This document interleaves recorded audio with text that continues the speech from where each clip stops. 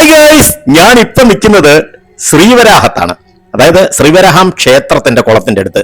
ഞാനേ ഇതുവഴി പോയ സമയത്ത് ഇവിടെ കുളത്തിന്റെ ആ ഒരു ഭംഗി കണ്ടുകൊണ്ട് ഞാൻ ഇവിടെ അങ്ങ് നിർത്തിയതാ കേട്ടോ. കാരണം ഇവിടെ കൊടിയേറ്റ് നടക്കുക.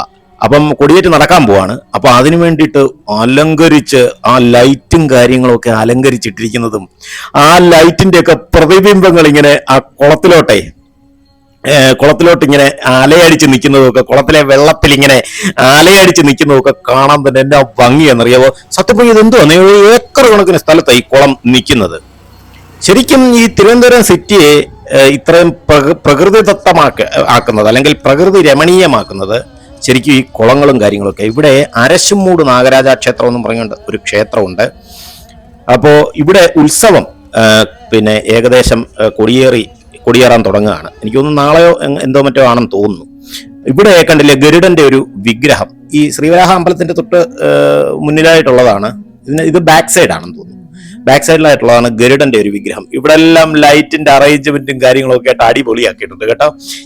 അപ്പൊ ഇന്നെനിക്ക് ഭൂതത്താൻ ശിവക്ഷേത്രം എന്ന് പറഞ്ഞിട്ടൊരു ക്ഷേത്രത്തില് വൈകുന്നേരം പകരം ശാന്തി ഉണ്ടായിരുന്നു. സത്യത്തില് ഞാൻ അങ്ങോട്ട് പോയപ്പം ഞാനിതൊന്നും കണ്ടില്ല കേട്ടോ. കാരണം പകലായിരുന്നോണ്ടേ അങ്ങോട്ട് പോയപ്പം ഈ ലൈറ്റും കാര്യങ്ങളൊന്നും ഇല്ലല്ലോ, അതൊന്നും നമ്മൾ കണ്ടില്ല. പക്ഷെ ഇങ്ങോട്ട് വന്നപ്പോഴാണ് എന്റെ ദൈവമേ, എന്റെ കണ്ണിനെ വിസ്മയിപ്പിച്ചു കളഞ്ഞു കേട്ടോ.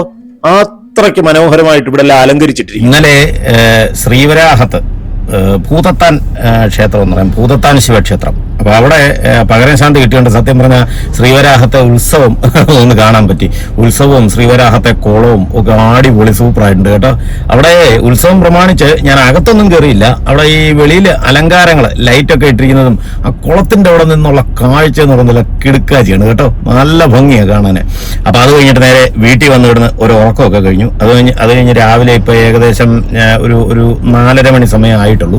ഞങ്ങളിപ്പോ ഞാനും അച്ഛനും കൂടെ, അച്ഛനും എൻ്റെ അടുത്തുണ്ട്, ഞാനും അച്ഛനും കൂടെ പിന്നെ ഇവിടെ ആക്കുളത്ത് ഒരു ഗണപതി ഹോമത്തിന് പോവാം. അപ്പൊ ഏകദേശം ഇവിടുന്ന് എങ്ങനെ പോയാലും വെളുപ്പിനെ ആയതുകൊണ്ട് ഒരു അരമണിക്കൂർ കൊണ്ട് അങ്ങ് എത്താൻ പറ്റും. ആക്കുളത്ത് ഒരു ഗണപതി ഹോമമുണ്ട്. അവിടെ പാല് കാച്ചാ വീടിന്റെ. അപ്പൊ അതിന് നേരെ അങ്ങോട്ട് പോകാൻ തുടങ്ങുകയാണ്. അപ്പോൾ ബാക്കി വിശേഷങ്ങൾ ഞങ്ങൾ അവിടെ ചെന്നിട്ട് കാണിച്ചു തരാം. ഗണപതി ഹോമത്തിന്റെ പാലുകാച്ച് നടക്കുന്ന വീട്ടില് ഞങ്ങൾ എത്തി. ഇവിടെ ഒരു ചെറിയ പ്രശ്നം പറ്റിയെന്ന് പറഞ്ഞാൽ റോഡ് ഇത്തിരി മോശമായിരുന്നു കേട്ടോ. വണ്ടി കൊണ്ടുവന്ന് കയറ്റുകയും ചെയ്തു. ഈ മഴയൊക്കെ നനഞ്ഞിട്ടെ ചളുമ്പ് അടിച്ചിരിക്കുക, തറയെ മൊത്തം ചള്ളയായിരുന്നു. പിന്നെ ഒരു കണക്കിന് വണ്ടി ഇങ്ങനെ കൊണ്ടുവന്ന് കയറ്റിയിട്ടു. ഇവിടെ കണ്ടില്ലേ ഇഷ്ടിയൊക്കെ അടുക്കി വെച്ചിരിക്കുക.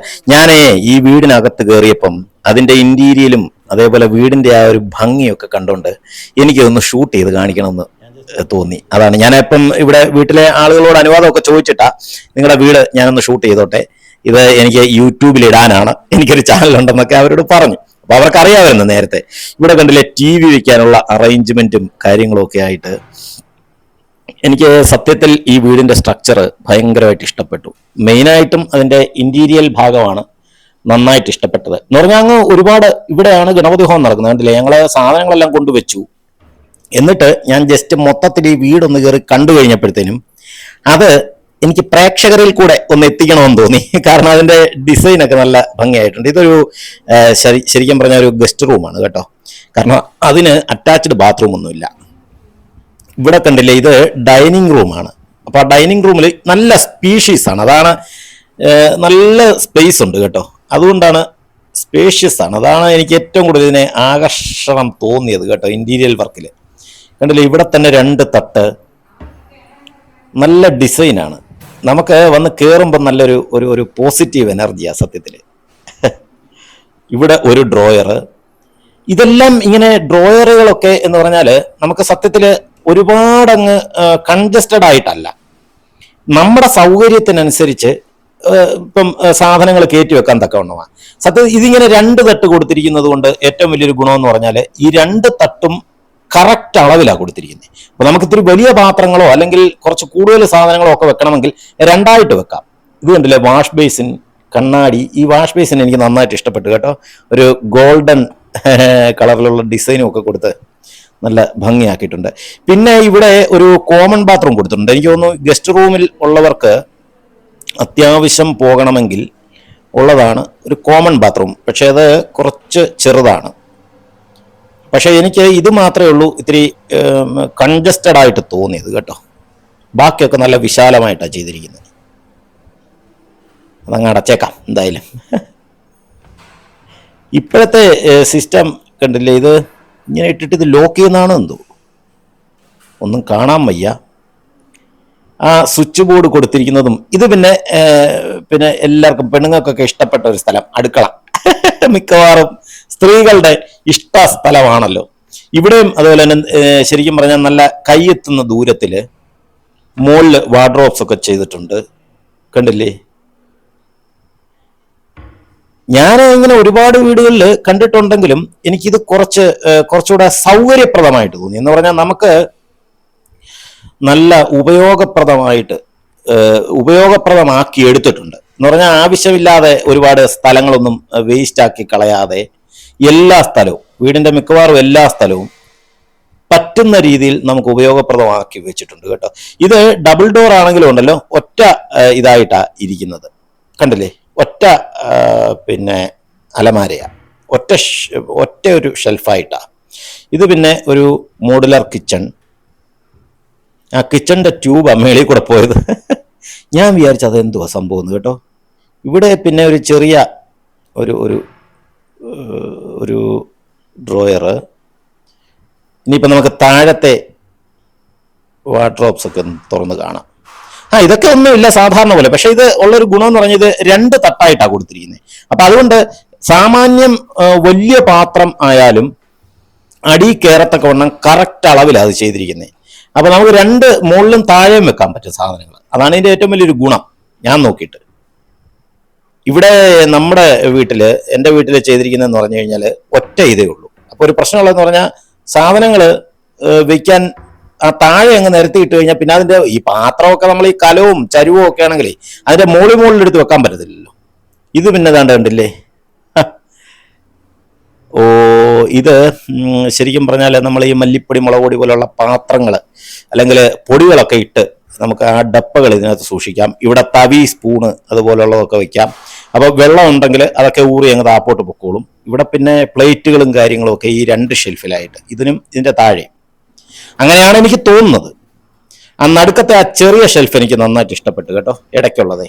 അത് ചെയ്തിരിക്കുന്നത് നല്ല ഭംഗിയുണ്ട്.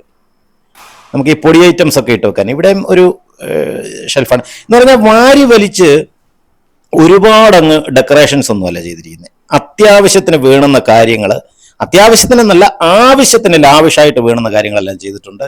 ഇവിടെ വീണ്ടും ഒരു ഡ്രോയർ ഉണ്ട്, വാർഡ്രോബ്സ്, കൊള്ളാം.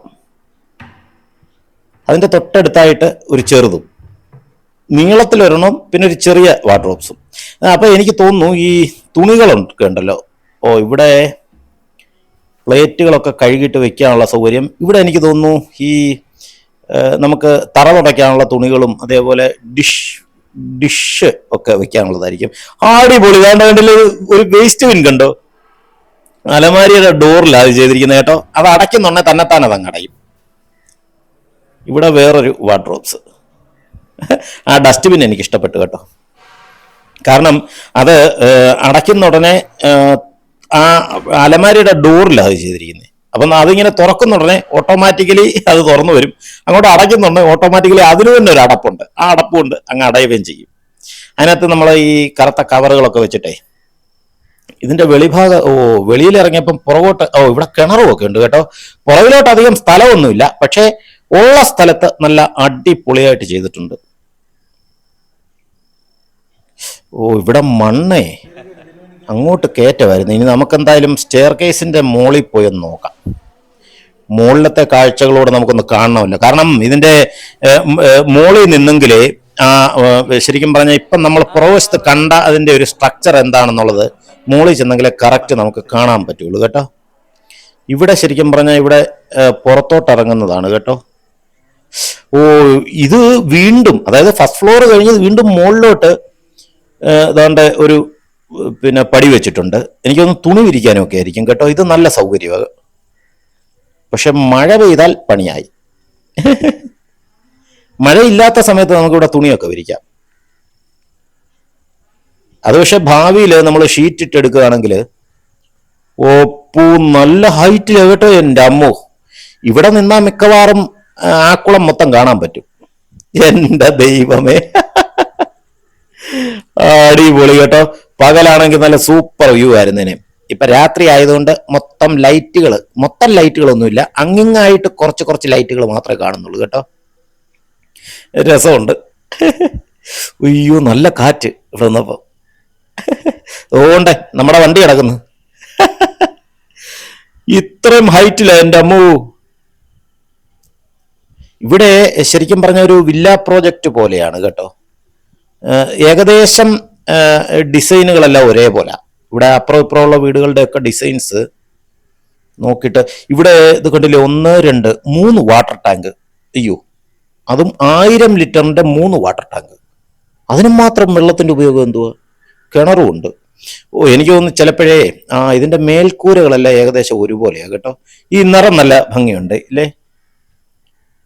ആ നിറം എനിക്ക് ഒത്തിരി ഇഷ്ടപ്പെട്ടു. എനിക്ക് തോന്നുന്നു ഈ വെള്ളത്തിനെ ലൈൻ കാണും, പൈപ്പ് ലൈനും കാണും. അപ്പൊ പൈപ്പ് ലൈനിന് ഒരു ടാങ്കും അതുകൂടാതെ കിണറിന് 2 ടാങ്കും, അല്ലെങ്കിൽ നേരെ തിരിച്ചു ആവാം. അങ്ങനെ ആയിരിക്കാം. എന്തായാലും കിടുക്കാച്ചിയായിട്ടുണ്ട് കേട്ടോ. ഇനി അപ്പം നമുക്ക് താഴെ ഇറങ്ങി. അയ്യോ, ഒരു കാര്യം മറന്നു. ഇതാണ് നമ്മൾ മുമ്പേ കണ്ടത് കേട്ടോ. ഇവിടെ ഹൈറ്റാ. ഈ വില്ലയിലോട്ട് പോകുന്ന റോഡിന്റെ ഒരു പോർഷനാണ് കേട്ടോ. ഇവിടെ കയറി നിന്നപ്പോഴാണ് എനിക്ക് അതിന്റെ ആ ഭംഗി പിടികിട്ടിയത്. ഇവിടെ പിന്നെ വാഷിംഗ് മെഷീനൊക്കെ വെക്കുന്ന ഒരു സ്പേസാ. കൊള്ളാം. അപ്പൊ തുണി നനയ്ക്കണമെങ്കിൽ പ്രായമായവരൊക്കെ ആണെങ്കിൽ മോളിൽ വരണം. അത് ഇത്തിരി ബുദ്ധിമുട്ടായിരിക്കും. കുഴപ്പമില്ല, എന്നാലും കൊള്ളാം. അയ്യോ, നമ്മള് വെളിവശം മാത്രമേ താഴെയും മുകളിലും മാത്രമേ കണ്ടുള്ളൂ കേട്ടോ. ഇടയ്ക്കുള്ള ഫസ്റ്റ് ഫ്ലോർ കണ്ടില്ല. ഇത് ഒരു ബെഡ്റൂമാണ്, കണ്ടില്ലേ? അടിപൊളി. ഒരു കൊള്ളാം കേട്ടോ. നല്ല ഡിസൈൻ, സൂപ്പർ. ഇവിടെ ഒരു കണ്ണാടിയൊക്കെ വെച്ചിട്ട്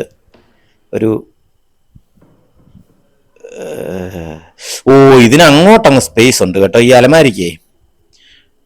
കൊള്ളാം, അടിപൊളി. ഇവിടെ ഒരു മേശ. എനിക്ക് ഇതിൻ്റെ ഏറ്റവും വലിയ പ്രത്യേകതയായിട്ട് തോന്നിയത് നല്ല സ്ഥലം, മാക്സിമം സ്ഥലം യൂട്ടിലൈസ് ചെയ്തിട്ടുണ്ട്. അതാണ്. എന്നാൽ ആവശ്യത്തിന് നമുക്ക് എല്ലാ കാര്യവും അങ്ങോട്ടും ഇങ്ങോട്ടും മാറ്റിയിടാൻ തക്കവണ്ണം സ്പേസ് വേറെ ഉണ്ട് താനും. ഇപ്പൊ കട്ടിലൊക്കെ കൊണ്ടുവന്നിട്ടാൽ നമുക്ക് ഇഷ്ടപ്പെട്ടില്ലെങ്കിൽ അങ്ങോട്ടോ ഇങ്ങോട്ടോ മാറ്റിയിടാനുള്ള ആ ഒരു സൗകര്യമുണ്ട്. ഇവിടെ 2 മേശയുണ്ട്. ഒരു ഇത് കണ്ടില്ലേ ഇവിടെ? 2, 4 മേശ.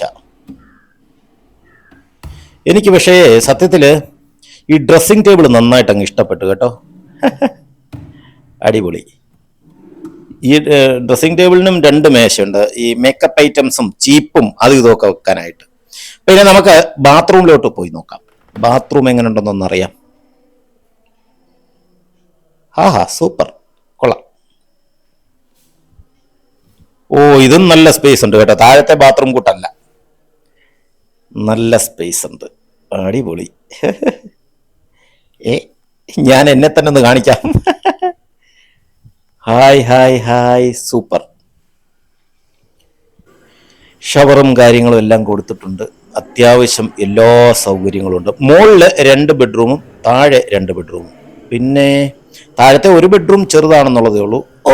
ഇവിടെ ഒരു സിറ്റ് ഔട്ട് ഉണ്ട് കേട്ടോ. അത് മൊത്തം ഗ്ലാസ് ചെയ്തിരിക്കുക. ഗ്ലാസ്സിൽ ഹാഫ് ഗ്ലാസ്. കൊള്ളാം. പകുതി വരെ ഗ്ലാസ്സിലൊക്കെ ചെയ്തിട്ട് നല്ല കിടുക്കാച്ചിയാക്കിയിട്ടുണ്ട്. അപ്പം ഇന്ന് പാലുകാച്ചായതുകൊണ്ട് അവിടെ ഈ ലൈറ്റും കാര്യങ്ങളൊക്കെ ഇങ്ങനെ തൂക്കിയിട്ടിരിക്കുക. നമുക്കിനി അടുത്ത ബെഡ്റൂമിലോട്ട് പോയി നോക്കാം. ഇതും സാമാന്യം. ഇവിടെ പിന്നെ മറ്റ് ഇതൊന്നും ചെയ്തിട്ടില്ല. ഇതാണ് ഇവിടുത്തെ ബാത്റൂം. ഇവിടെ ഇന്റീരിയൽ വർക്ക് ഇല്ല, സത്യത്തിൽ കുറവാണെന്നല്ല, ഇല്ല. ഇവിടെയും പക്ഷേ ബാത്റൂമൊക്കെ നല്ല സ്പീഷ്യസാണ്. എനിക്ക് തോന്നുന്നു ഇതിനെയും പിന്നീട് ചെയ്യാനായിരിക്കും. ഇവിടുത്തെ ഇന്റീരിയൽ മറ്റെന്തെങ്കിലും പ്ലാൻ കാണുമോ അവർക്ക്? കണ്ണാടി എനിക്ക് നന്നായിട്ട് ഇഷ്ടപ്പെട്ടു കേട്ടോ. അല്ല, ഇവിടുത്തെ ഈ വാഷ് ബേസിനും കാര്യങ്ങളും എല്ലാം എനിക്ക് നന്നായിട്ട് ഇഷ്ടപ്പെട്ടു. അതുകൊണ്ട് ഇവിടെ അച്ഛൻ ഇരുന്നത് തേങ്ങ അരിഞ്ഞുകൊണ്ടിരിക്കുക, ഗണപതിഹോമത്തിനുള്ളത്. അരിപ്പൊടിയും മഞ്ഞപ്പൊടിയും ഒക്കെ ഇട്ട് വെച്ചു. ഞാൻ വീട് കാണാൻ പോയ സമയത്തിന് ഏകദേശം പകുതി ജോലി അച്ഛൻ തീർത്തു വെച്ചു. അങ്ങനെ ഗണപതി ഹോമത്തിന് ഞങ്ങൾ പത്മമൊക്കെ ഇട്ടു. പത്മം ഇടുക എന്ന് പറഞ്ഞാൽ നമ്മൾ ഈ സ്വസ്തികമൊക്കെ അരിപ്പൊടിയും മഞ്ഞപ്പൊടിയും കൊണ്ട് നമ്മൾ നിലത്ത് വരയ്ക്കും. എന്നിട്ട് തണ്ടുലവും കാര്യങ്ങളും എല്ലാം ഒരുക്കി വെച്ചിട്ടുണ്ട്. അച്ഛനപ്പോഴത്തേനും കൂട്ടെല്ലാം റെഡിയാക്കി സെറ്റ് ചെയ്ത് വെച്ചു. പക്ഷെ എല്ലാം വലിച്ചു വാരി ഇട്ടിട്ടുണ്ട്. ഇനിയിപ്പോൾ പതുക്കെ ഇതെല്ലാം വൃത്തിയാക്കണം. ഇനി നമുക്ക് പതുക്കെ ഗണപതി ഹോമം തുടങ്ങാം. അവരെ കൊണ്ട് വിളക്കൊക്കെ കത്തിപ്പിച്ച് പിന്നെ വസ്ത്രദാനമൊക്കെ നടത്തിയിട്ട് ഇനി നമുക്ക് ഗണപതി ഹോമത്തിന് ഇരിക്കണം. ഇപ്പൊ തന്നെ ഏകദേശം 6 മണിയായി. ഇനി ടക്കനെ തീർക്കണം ഗണപതി ഹോമം കേട്ടോ. അങ്ങനെ ഗണപതി ഹോമം അതിൻ്റെ എല്ലാ അതായത് വീട്ടിലുള്ള എല്ലാ അംഗങ്ങളും നമുക്ക് മുന്നിൽ വന്നിരിപ്പുണ്ട് കേട്ടോ. നമുക്ക് തെറ്റിപ്പൂവും തുളസിപ്പൂവൊന്നും ഒരുക്കിയിട്ടില്ലായിരുന്നു. അപ്പം അവിടുത്തെ സ്ത്രീകളെല്ലാം കൂടെ ചേർന്ന് അതെല്ലാം നല്ല ടക്കനെ ഒരുക്കി റെഡിയാക്കി. നല്ല സ്പീഡായിരുന്നു ഞങ്ങളെല്ലാവരും കൂടെ. കാരണം അവർ ഭയങ്കര സഹകരണമാണ്. നമുക്ക് ഇഷ്ടിക എടുത്തു തരാനും മണലെടുത്തു തരാനും ഒക്കെ ഭയങ്കര സഹകരണമായിരുന്നു കേട്ടോ. അതുകൊണ്ട് നമുക്ക് ഒരു ബോറും ഒരു മടുപ്പും തോന്നിയില്ല. സത്യത്തില് മിക്കവാറും സ്ഥലങ്ങളിലെല്ലാം ഞാൻ വന്നിട്ട് അവരെ ചിലപ്പോൾ ഞാൻ നോക്കിയിരിക്കുക ചെയ്യാറ്. ഇത് പക്ഷേ ഇവിടെ ഞാൻ വന്നപ്പോഴത്തേനും അവർ ഓൾറെഡി ഇവിടെ വന്ന് ബാക്കിയുള്ള കാര്യങ്ങളെല്ലാം ചെയ്തു വെച്ചു. അതുകൊണ്ട് നമുക്ക് പെട്ടെന്ന് തന്നെ ഗണപതി ഹോമം തീർക്കാൻ പറ്റി. ഗണപതി ഹോമമൊക്കെ കഴിഞ്ഞു. അങ്ങനെ ഗണപതി ഹോമമൊക്കെ കഴിഞ്ഞിട്ട് ഞങ്ങൾ ഇറങ്ങി. ഇനിയിപ്പോൾ നേരെ വീട്ടിലോട്ട് പോവാം. ഇന്ന് ഇപ്പോൾ വേറൊരു ചെറിയ വിഷയം. പുത്തൻചന്ത നമ്മുടെ സുബ്രഹ്മണ്യ സ്വാമി ക്ഷേത്രത്തിലേക്ക് അവിടുത്തെ ചേട്ടന് വയ്യാന്ന് പറയുന്നുണ്ട് വിളിച്ചു. അപ്പം ചിലപ്പം ചേട്ടനെ സഹായിക്കാൻ വേണ്ടിയിട്ടൊന്ന് പോകേണ്ടി വരും.